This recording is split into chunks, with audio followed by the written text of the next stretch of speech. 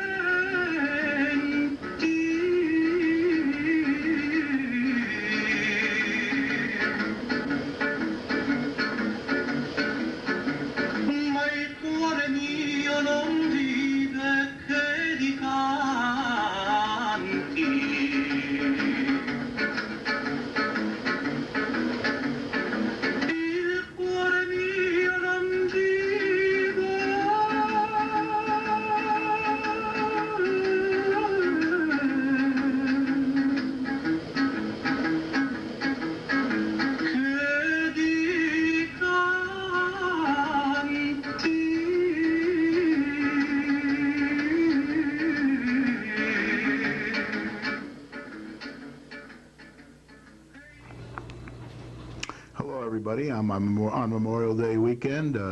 Not so hot a day today, a little cool and a little wet. I hope it clears up for the festivities over the weekend. The lake, I know, is very cold and quiet, not many boats out. The police will be patrolling it over the Memorial Day weekend. I don't think they're going to have a heck of a lot of business up there, but that remains to be seen. Tonight I have my mom here with me because she was a big influence on my life.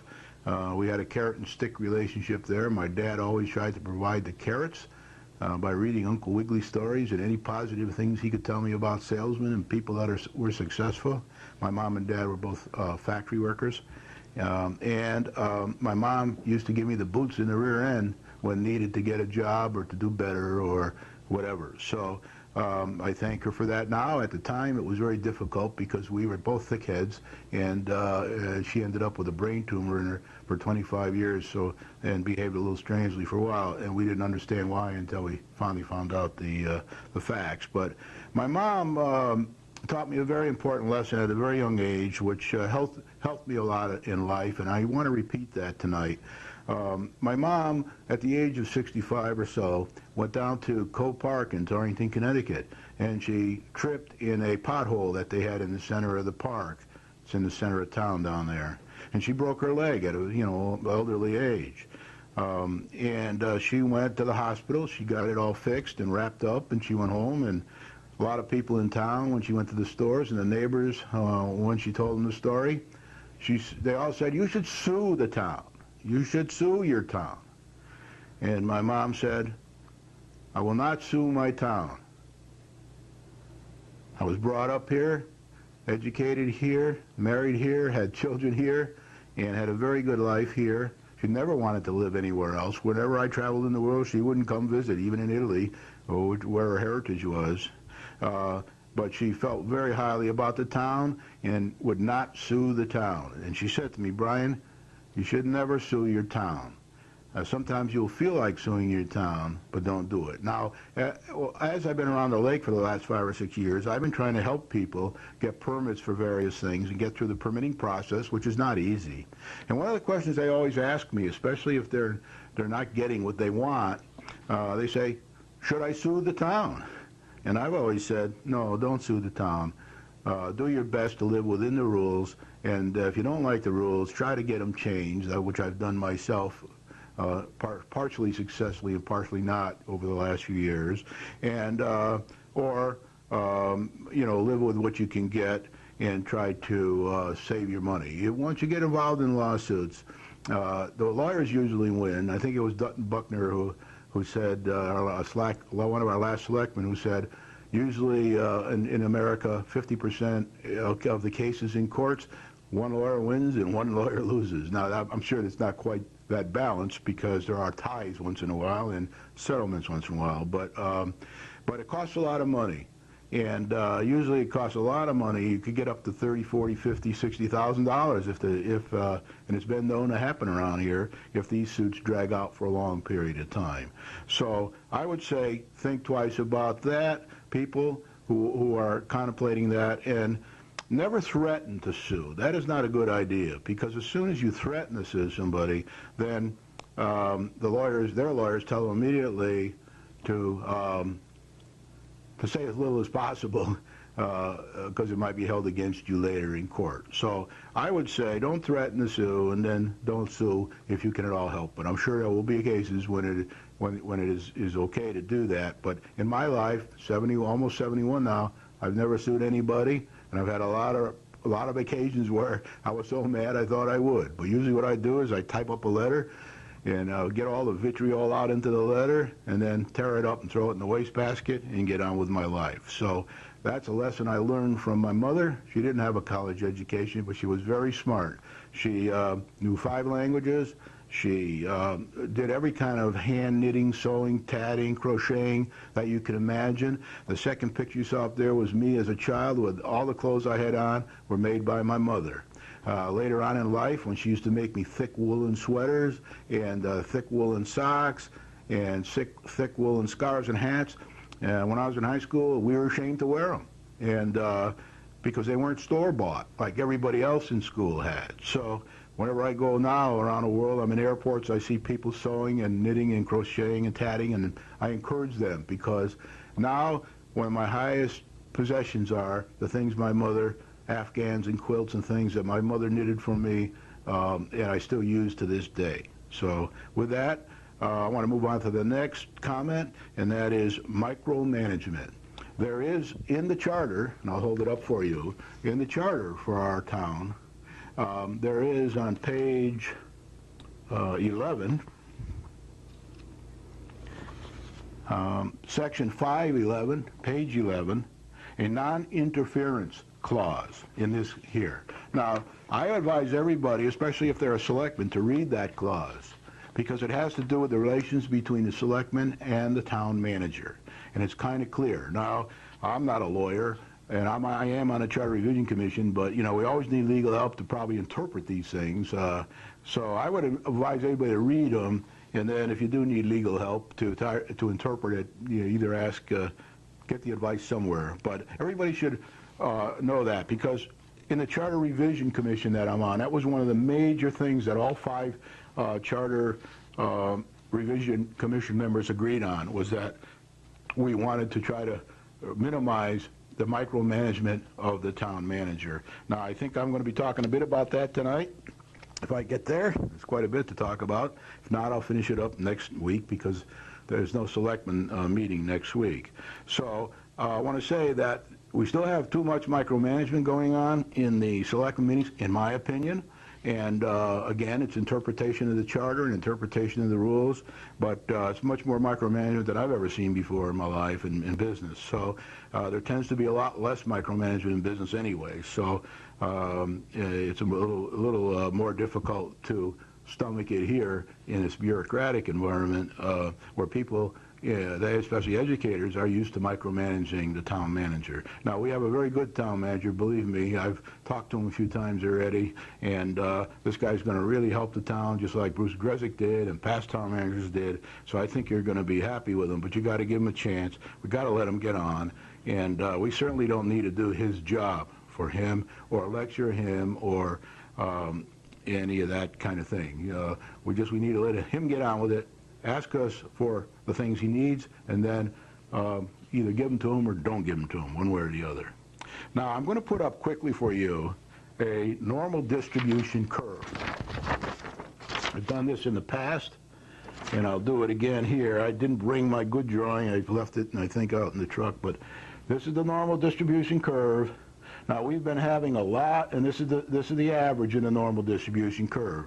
We've been having a lot of situations in town over the last few months where people go to meetings and they raise up, you got it shown there, okay. They raise up cards, they yell out during the meeting, and they say things like liar, liar, or, you know, power mad, or whatever these things are they say. And I want you to know that whenever you have an average town like Winsted, with our political parties and our unaffiliated people, you're going to get a normal distribution curve. Might be a little different than this curve, but it's pretty much the same. And you're going to have people over here that feel very strongly one way or another. You're going to have people over here that feel strongly in just the opposite way. And then you're going to have all the rest of the people kind of falling along the distribution curve. So what I want to say to you is, when you see all this noise and the rowdiness and what I would call impolite behavior, usually comes from people over here, right? And partially up here. There'll be a few of it from here, and there'll be a few from here, but the majority will come from here. Because when you get in this area, as I said once before on the program, or maybe 10 times before on the program, this is the silent majority here, right? Not saying a few of them wouldn't be in either pot here, but, and then as you get over to this side, these people tend to be more quiet. They keep views to themselves, and they vote at election time, or they try to see the people in person to get their ideas across. They usually don't show up at meetings and make a lot of noise. What they'll do is go right to the town manager, or they'll go right to the selectmen, and a few of them, of course, will show up during the public comment, and that's okay. We do get some gems in there, but I want to remind you about that, because we're going to talk a lot about this kind of stuff tonight on my program. So that's the normal distribution curve, and we do have a lot of people in town saying that we really like the way these people are making decisions and really like the way they're running the town, but only if they could get along a little better with the other side, and if only the two could work in harmony as a team. Now, I have said many, many times here, and especially before the election when I was talking about how to run a business and a lot of techniques used and all, that it's almost going to be impossible for these minority to agree with the majority. They come from the other ends of the normal distribution curve, and they're not all in the middle of the normal distribution curve. So the people who run businesses and are businessmen tend to, at one point in their life or another, move to more towards the Republican side of things. And people that are in universities and colleges and work in organizations and things and don't run businesses, they tend to lean more towards what we would say the Democratic Party. And what I'm often saying to myself is, gee, I wish the Democratic Party could come up with some businessmen and put them in here so we could have 7 businessmen. I've said this on this program. Then they would be able to communicate because they would speak the same language. They would capiche. They speak the same language and understand each other.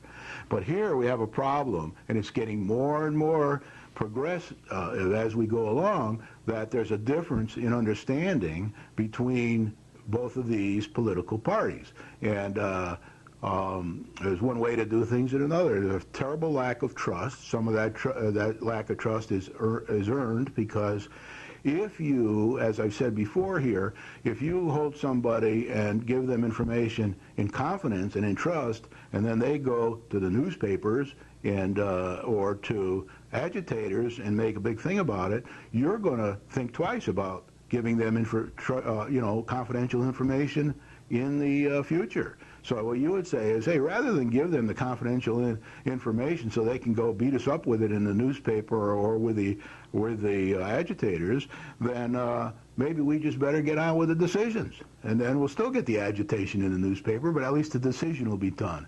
And if there's one thing you can't fault this administration on, it's getting things done.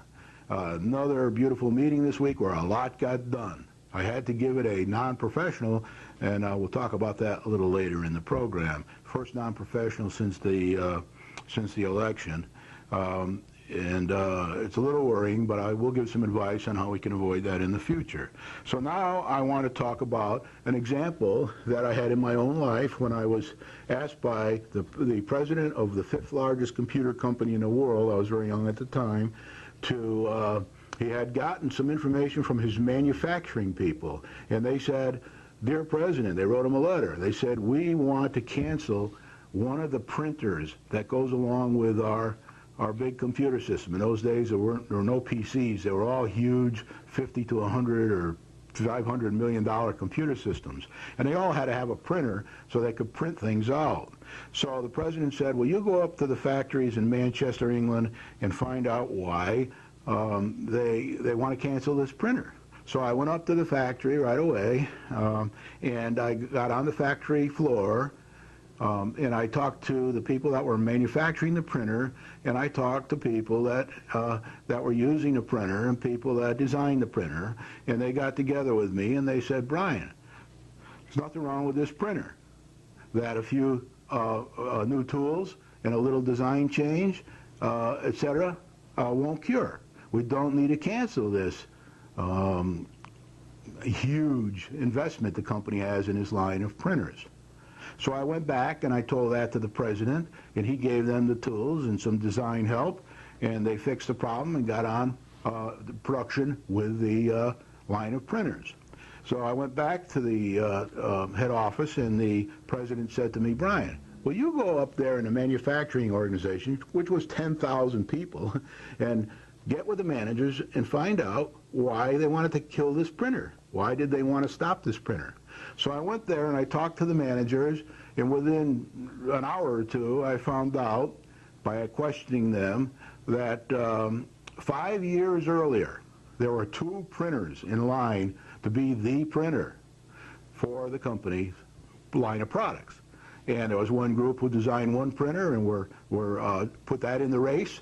There was another group who designed the other printer and put that in the race, and one of the printers won. That was the printer that was in production. But the day that the other printer group lost, they started to try to sabotage the printer that won.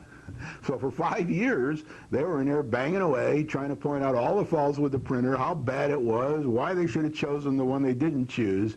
And it went on and on and on until it came to a head 5 years later when I was asked to go up and look at the problem. So I'm trying to give you an analogy here. I think I used it once before on this program, that often when people lose an election or they're not getting their way, they will try to undermine the people who won the election. And they will, every single thing the people who won the election say, they will say the opposite. They'll say, "No, we don't want to do that," right? And then in certain cases, like it's happening now in our town, they'll make a lot of noise, they'll attend the meetings, they'll hang up signs, and you know, some of them, they all mean well. There's nothing wrong with that. But what we'd rather see is when you lose an election, then quietly get your act together for the next election, right? I don't think you can win elections by being negative and by tearing things apart. So if you have a group of very good businessmen putting one brick in a day at a time, and you have the opposing party that didn't win the election taking out 2 bricks every day, there's no way you're going to ever get anything built.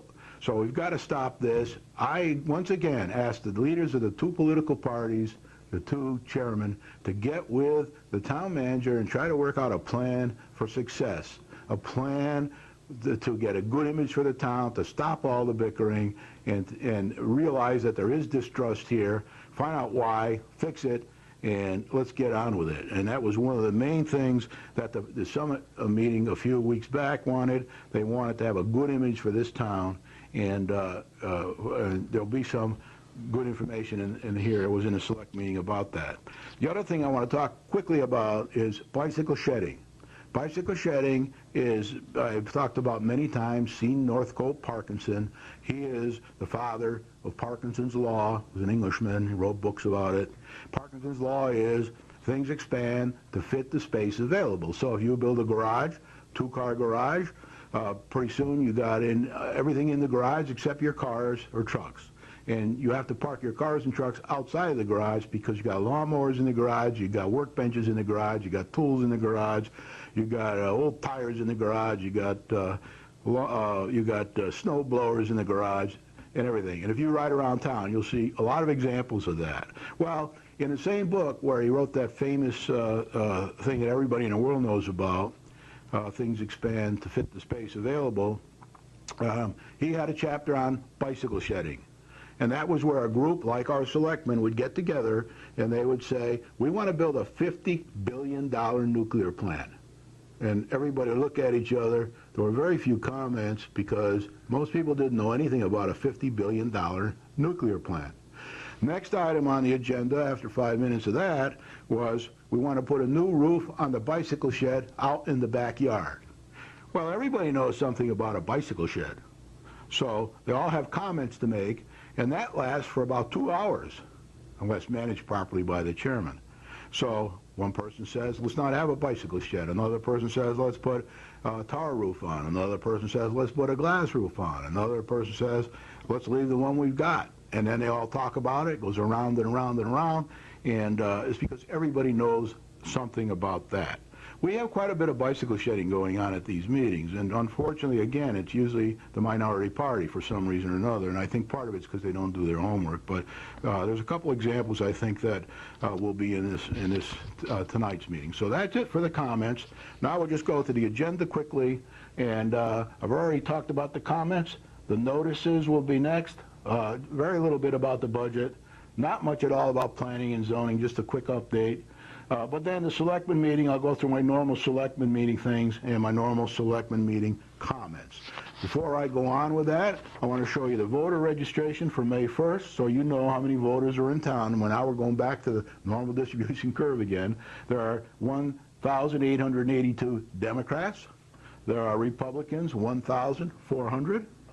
There's unaffiliated voters. That should be 2 Fs, I think. I'm not positive, though. But 3,395 registered there. So you can see they're by far the biggest group in town. These unaffiliated. And they can go in either direction here, or they can go with the remainder of the registered voters, about 50 of them. There used to be 52 around the time of the election. This has grown by about 82 since then. This has grown by about 50. This is reduced by 100 or 105 since the election, and this is reduced by 2 since the election. So that's kind of the demographics of the voters, and that when the next election comes, these are where the votes are going to come from, all right? And the 50 people, or the 50 people plus some of these people, or these, or even these, won't win the election unless they have a good, strong platform and they can show some progress that has been made. And but just showing the faults of the other team might not get them there. So I'm warning people now. You got to have a track record. Now next week, I'm going to put up the track record of this existing board of directors, and then in a week or two later, I will have my normal quarterly review. This will be the second quarter review, the 6-month review. But a lot of accomplishments have been made here in the last 6 months, and I just want to bring them all to your attention so you keep things in perspective. I'm using tonight the picture of the mayor because, in my view, you've got the strongest mayor you're ever going to have here in quite a while. He's not perfect per ability, or at least if you want for next winter, right now, $0.04. Gas is up to $4.10 or so with no end in sight.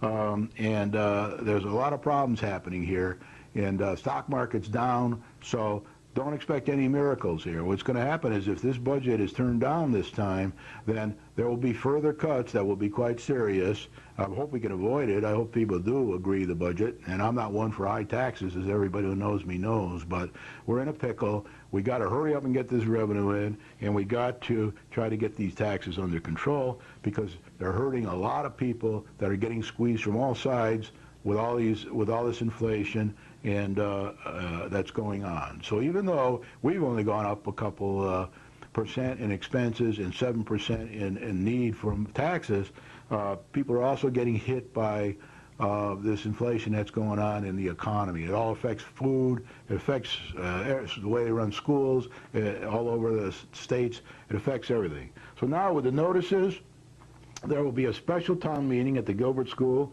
on June 23rd, 2008 at 7 p.m. The subject will be the explanation of the 2005 capital projects resolution. And what happened there is we spent that money that we approved in the bond referendum a few years back, and we didn't spend it exactly the same as it was voted on in the bond referendum, but we came up $55,000 short in total, but distributed a little differently. So there's a town meeting, a special town meeting to explain that to everybody, and that will be followed by a referendum to vote on the issue, which will be scheduled, I'm pretty sure, oops, it'll be scheduled, drop that papers, at the special town meeting on the 23rd of June.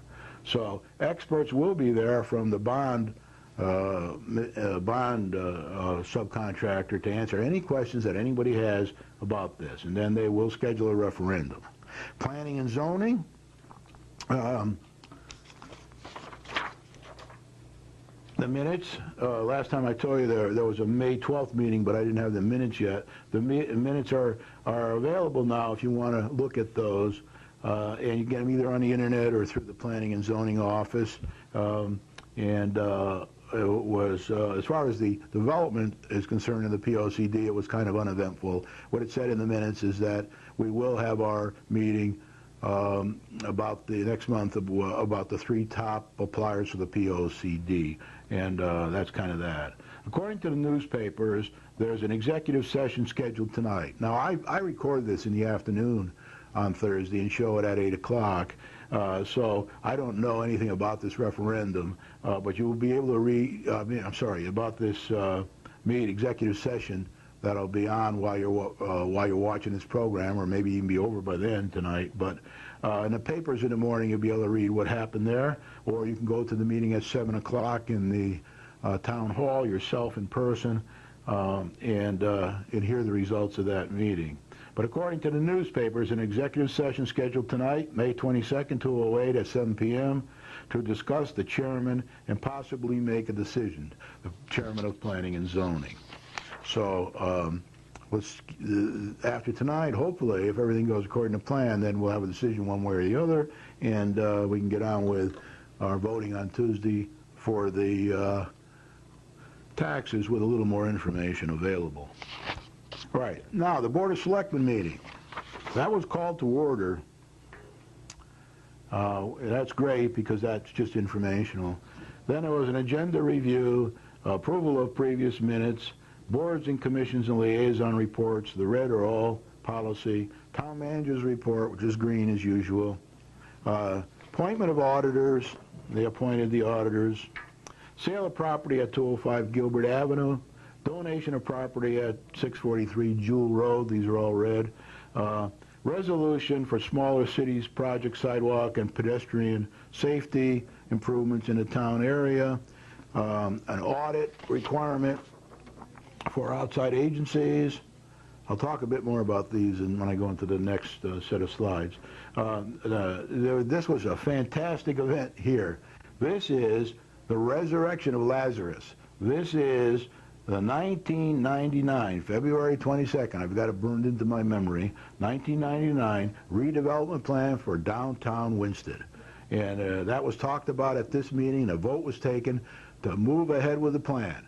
10 years later, after the plan was finished and by the Commission and the Economic Development Commission and approved by a group of selectmen 10 years ago. So it just goes to show you how long things can drag out, but we'll talk a bit more about that during the meeting. This is the event of the meeting right here for the town. There are other more histrionic events, but this is the real meaningful event, and you got to thank this Board of Selectmen, at least the 5 members who voted yes, for bringing that up from the dead, putting it out in front, and a certain amount of credit also goes to the Economic Development Commission and the town manager for bringing it forward to this meeting in a timely manner. And we will now begin to try to evolve that plan and get it done over the next 10, 15 years. So thanks a lot for that. Selectman, Town Manager, and Economic Development Commission. Maybe even the Redevelopment Commission. I'm not so sure who's involved there, but it's the whole bunch of them did a great job getting that resurrected. And it's the same plan. It's very small. It's probably 20 pages, and it's its beginning. It's an evolutionary document and an evolutionary thing that's going to take place, and they're doing it the way they should be doing it. They'll put a plan for success together, and they'll get on with it. They talked a bit about the Recreation Director's position. I've got red here. I'm not so sure it should be red. I think probably it should be green, but I'm going to leave it red to avoid arguments. Town Manager is supposed to take care of that recreation job. Moving the placement of public comment was brought up.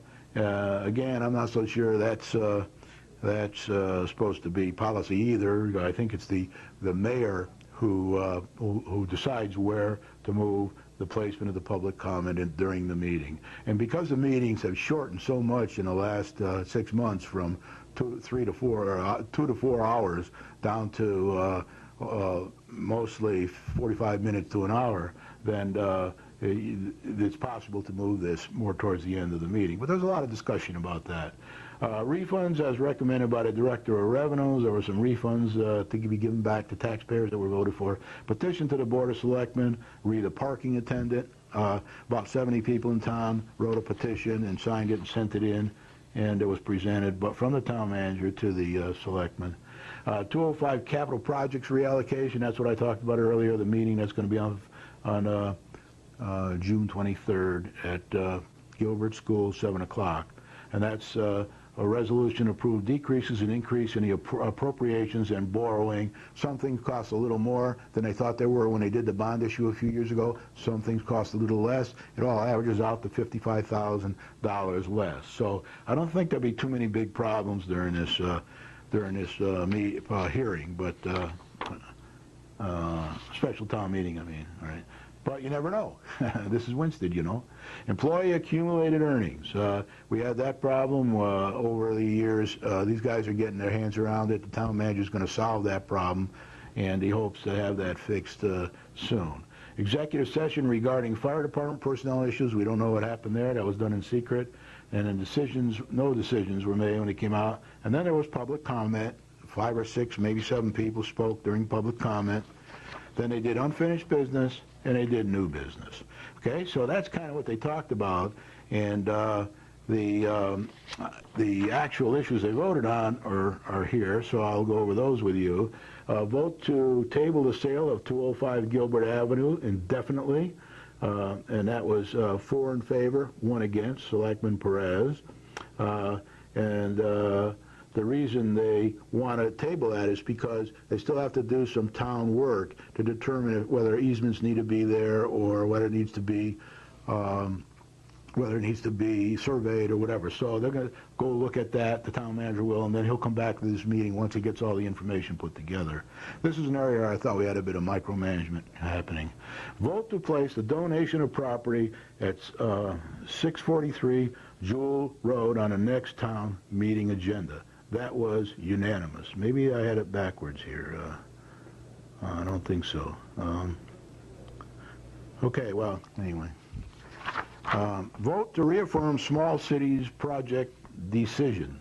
They had to re-vote that for, I think, the 3rd time because the vote was taken before they had a public hearing, and this was just more of a bookkeeping issue than anything else, so that was done unanimously. Vote the audit requirement for outside agencies. If you remember, the Friends of Main Street came in a couple years in a row saying, look, we need an extension for a while because we can't get our auditing done by the end of the fiscal year. So the Town Manager is looking into that now to see if he can synchronize that and make it easier for people to get their audits done in time and less expensive to try to save them some money on that. So there is some information now. While I'm here, I ought to say to you that at 9 o'clock on Saturday morning, this Channel 13 will, I think it's 13, if it isn't there at 9 o'clock, try 15. I keep getting these numbers mixed up because I don't watch it on Saturday morning. I tape it myself. But I'd advise everybody watching to look at this meeting, and you will learn a lot about the running of your government. You'll be able to see the good things that the selectmen are doing. You'll be able to see some of the things you don't like about what they're doing, and you'll be able to see a lot of obstructions happening. So try to put it all in perspective and realize that the object of this game is to get things done, and that's what they're trying to do. I don't think there is any perfect way, so they'll do the best they can. That's what you've chosen to do. That's what they're going to do. Vote to allow the town manager to move ahead with the February 22nd, 1999 redevelopment plan. Great moment in the history of Winston. This plan will be evolved. The Economic Development Commission chairman says it has a very good chance of success. Everybody seems to think so. So it's all shoulders to the wheel to make this happen. I'm sure we can find 1,000 reasons why we shouldn't move along, but this approach they're taking, in my opinion, is an evolutionary correct approach, and they should keep going, and I'll do everything I can to try to help them get this done. But that was voted on 4-1. Selectman Perez wanted to delay the vote for another 2 weeks. Normally, the Democrats kind of want to delay votes because for one reason or another, but she wanted to get a few more people to look at the plan, and it turned out in the end that these people are going to look at the plan anyway, so they voted to, cooler heads prevailed, they voted to go ahead and approve this, and the town manager said, yes, we will be looking at and getting other inputs from these people anyway along the way, so we might as well get moving. So that's a good example of where there's no procrastination by these 5 Republicans. They move on. If we had 7 businessmen, Democrat, Republican, independent, unaffiliated, then I think you'd see more cooperation and more sharing of information and more teamwork. But we don't have that. So let's keep that in mind for the next election, all right? And let's try to move towards getting people who can work together and as part of a joint team. Recreation director position, no action was taken there. I will report a bit on that when I get to the town manager report. Moving placement of public comment on the agenda. There was a recess to council on that for a while because somebody in the audience brought up a question, and they went. They came out of that. They voted 4-1 to go into this recess. And then when they came out, they talked about a question of privilege that was brought up by a member of the audience, and he wanted an understanding of the reasoning for the mayor's decision to move public comment. It wasn't asked quite that simply. There was a big speech around it, but I'm boiling it down here for you. This is basically what they wanted to know, and they all took the comments of, it was like 20 minutes worth of comments from selectmen and from people in the audience and from everybody. The mayor said he would take that into consideration, and no action was taken at this meeting. But we'll find out, hopefully, in the near future, what he's going to do. He might leave it at the end of the meeting. He might not. There were other suggestions made that he can take into consideration. Vote refunds as recommended by the director here, unanimous. That's the collector of revenues. Petition for parking control aid, that was put in, and there was no vote taken on that. There was some discussion about it, and but no vote taken. Vote on the 2005 capital projects reallocation resolution, special town meeting scheduled for June 22nd, unanimous. Vote for employee accumulated earnings, as I said.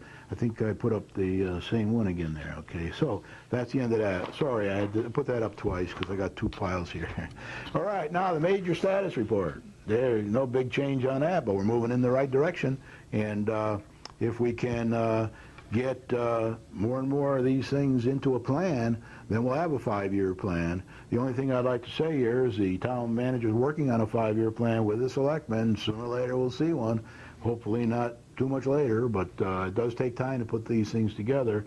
So my view is, though, don't expect a lot of revenue to be coming in here in this 5-year plan, because we see none in sight except for the developments, and they might not make it to a revenue producing stage within the next 5 years. So we're hoping to speed that up, and that's one of the critical path and most important things that the 5 Republican selectmen are trying to achieve. Get that revenue in as soon as possible. And in one of the future shows here in the near future, I'll show you what the alternatives are for the new additional revenue that'll help our budgets. And but none of it is within the next few years. I can tell you that right now. Said that all along. Then they went over new business, and an agenda-setting policy was brought up by the mayor. He wants to adjust the agenda-setting process so that everybody, when they put something on the agenda, also submits the correct paperwork. Because we've been having a lot of rounds and rounds and rounds about people who don't get the paperwork and people who don't put in paperwork, and sometimes the people that complain the most are the ones that don't put it in themselves. So just watch the meeting on Saturday morning at 9 o'clock. You'll see all this for yourself, and you don't need any of this for me to explain it to you. It's very obvious what happens at these meetings. I know most people don't watch the meetings. That's another story. But most people in town, I would say 90% of them, will vote on when the next election comes on the track records of the people that are in office. And a lot of the pettiness will be forgotten by that date. Total discussions to date: policy, yes. 14 new ones this week. One non-policy issue. Remember, there are a couple on the borderline that I left in the policy side because we're not sure. We don't have a legal opinion. We don't have any, as a Board of Selectmen, we don't have any proof one way or the other. So I just left them there to avoid any arguing. And that gives 141 policy to date, and 14, we went up 1% this week from 90% to 91%. Now, unfortunately, for this week, and I talked to a lot of people in town and asked them their advice on this during the week. Meetings business-like. This is a chart I always put up. And yes, since the election, 13, this is the first one that's no, since the election. And I don't blame the selectmen as much for it, although they're partly to blame, as I do the audience, right? The people that attended the meeting. There were very few, less than 20 people probably. They were pretty vocal. So, and that caused synergy with the selectmen, and then they started arguing with each other. But the majority of the meeting was very professional. But I didn't feel that I could get away with calling it a professional meeting, because we had about a half an hour during the meeting of bickering and arguing, and that wasn't as professional as it should be. Now, my view on that is that the selectmen should or move the question more often. They shouldn't let people go on for 10 minutes, diatribes. They should move the question more often, and they should try to avoid altercations in the meeting. They should do that outside the meeting, and they should go see the town manager. They should go see their counterparts in the other party, and have their political party chairman with them at the time if they need to, and try to resolve these problems. But bickering about it in the public meeting is not the way to go. And to be honest with you, everybody does lose it once in a while. So as good as the mayor is, and as good as a lot of selectmen are, I would say the person that kept their head the best this time in the fray was Mickey Ham. Selectman Ham, he was trying to keep people from losing it, so to speak, and he was kind of successful at that, although not enough to make this a business-like meeting. So if we can adjust the meeting a little bit, move the question more often, and get each selectman to take more responsibility for not entering into altercations, then we should have a better meeting and get back on the track for business-like meetings. Now, the town manager's report. The town manager, Keith Robbins, appoints the Conservation Commission members. There are 3 are due in May. I'm pretty sure that's accurate. The selectmen don't appoint them, so those 3 will be appointed one way or another by the town manager. The Friends of Main Street and Public Works spent 4.5 hours cleaning up the center island in the middle of Main Street.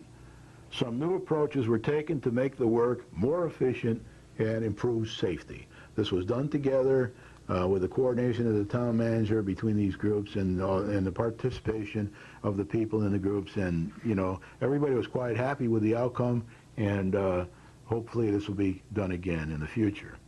Mr. Joe Nichols was appointed interim recreation director by the town manager. There was an email sent to him stating that he may have operated to the town manager. There was an email sent to the town manager, Keith Robbins, stating that he may have operated incorrectly, but he checked it out with legal and other areas of the town government and was proven to be correct. He did have the authority to appoint the interim town manager, and he did so because it is summertime coming up, and he wanted to get somebody in there. The interim rec director has chosen to work from 7 a.m. to 7:30 p.m. on Mondays and from 4 p.m. to 7 p.m. on Thursday. He's part-time, as far as I understand.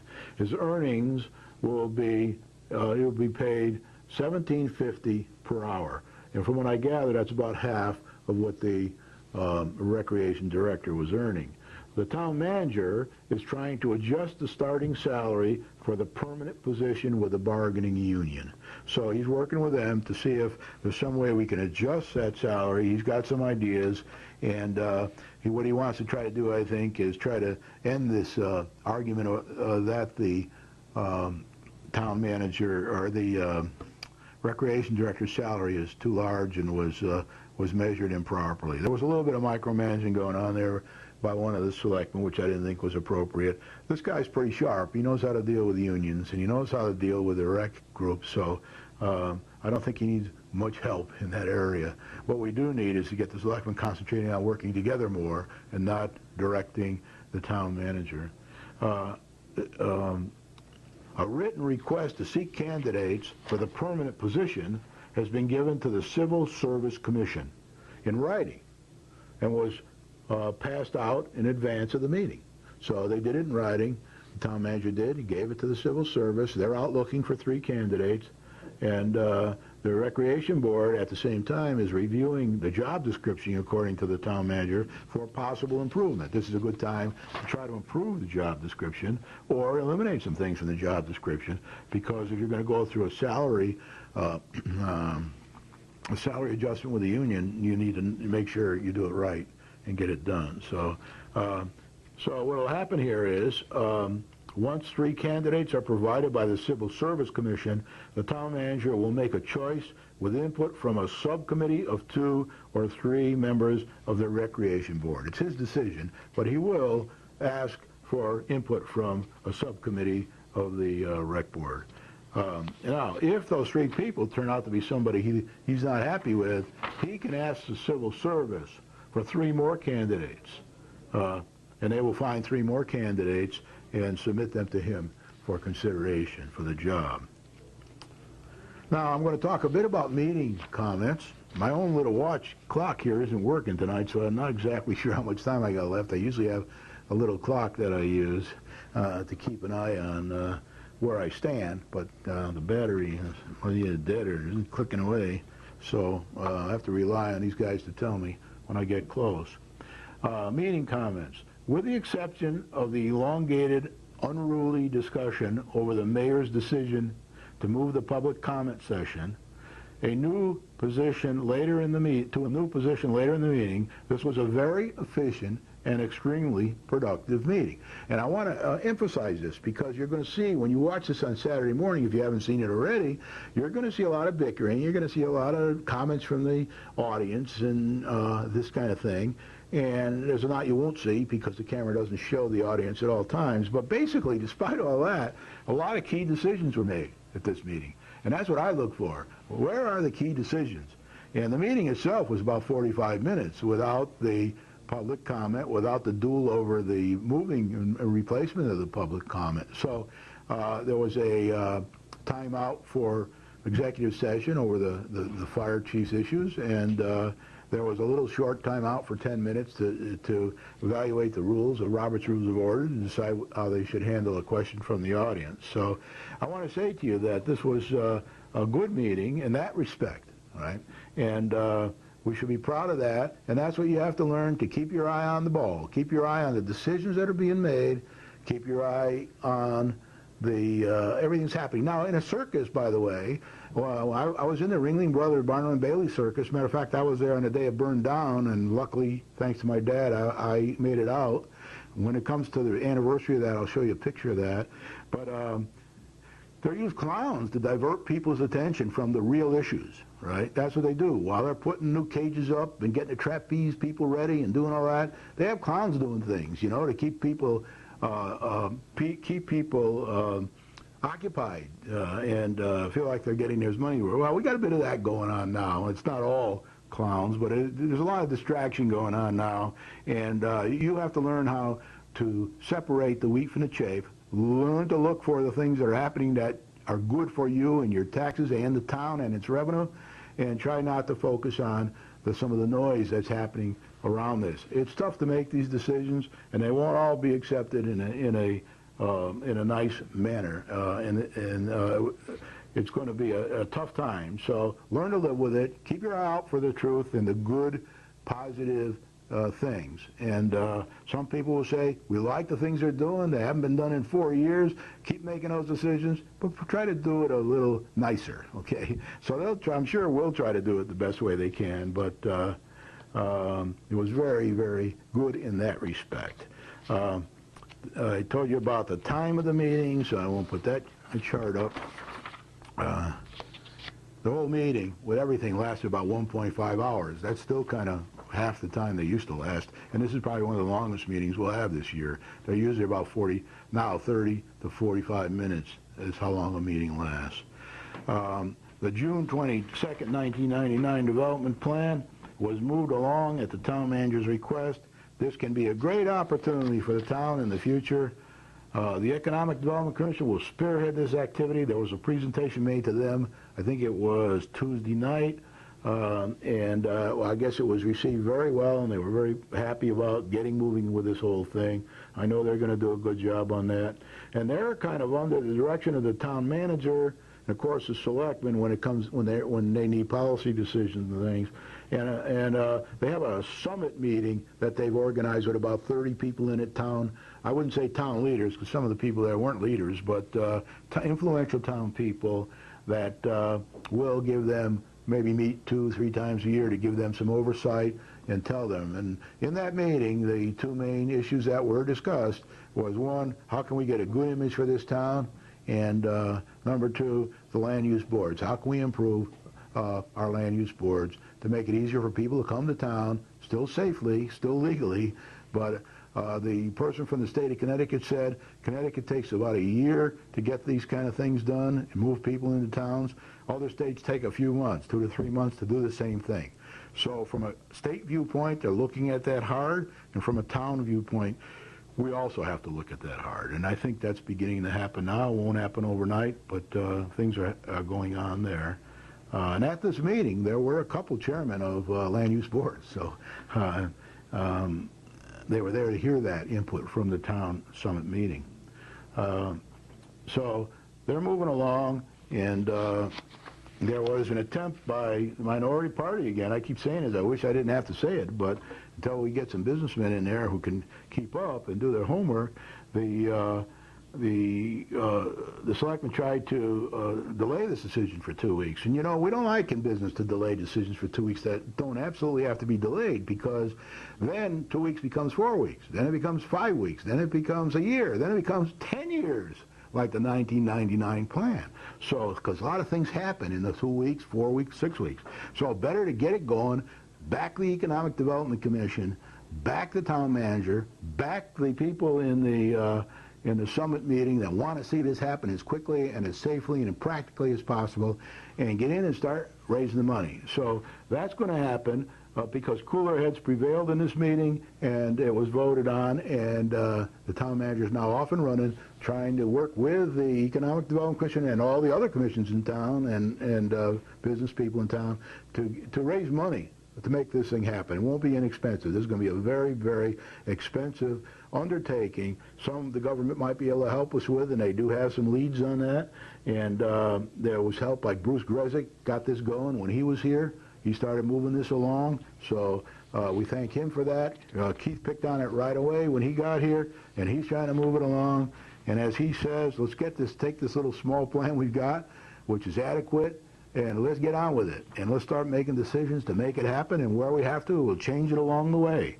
So there are some micromanagement attempts by the minority party. Again, you can see them for yourself when you watch it on Saturday morning, to present in regard to the recreation director's salary and hours. This is more a town manager should come back and request from the meeting what he wants. Then they could quibble about it, maybe not, but some of it they might have no choice on if it's union-type bargaining agreement. So we'll leave that to the town manager. He'll be back again, and we don't need to micromanage him in that. And as usual, unnecessary and time-consuming.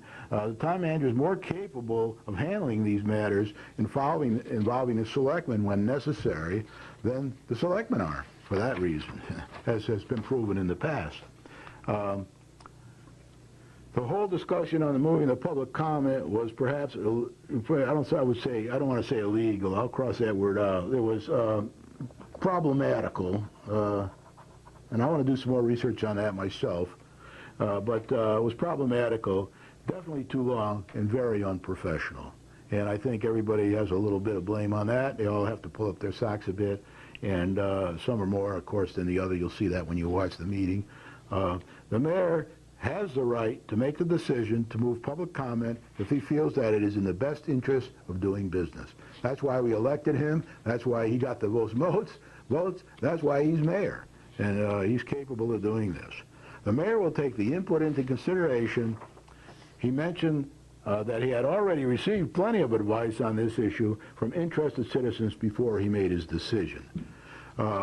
There was the petition about the 70 signatures, or about 70, didn't count them, for the parking control aid. No action was taken there.